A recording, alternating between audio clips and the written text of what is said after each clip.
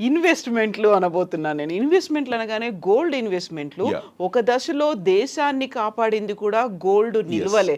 మన దగ్గర ఉన్నటువంటి Yes. Gold resources Yeah. మన ఆర్థికంగా సంక్షోభం నుంచి ఎలా బయటపడేశాయి, కామన్ మ్యాన్ ఎలా గోల్డ్ మీద ఇన్వెస్ట్ చేయొచ్చు, ఎందుకు చేయాలి? బంగారము ఎప్పుడైనా సరే మీ పోర్ట్ఫోలియోలో ఉండాలి. Gold has to be part of your portfolio.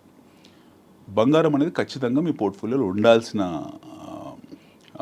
Instrument అది. ఓకే, బంగారాన్ని వస్తువు అని చూడకూడదు. బంగారం అనేది ఒక ఇన్వెస్ట్మెంట్ మోడల్లో కిందనే వస్తుంది అది. సో మీరు కేటగిరీస్ చేసినప్పుడు మీ అసెట్ని మీ అసెట్ అలొకేషన్స్ని కేటగిరీస్ చేసినప్పుడు అంటే మళ్ళీ అది కూడా చర్చిద్దాము.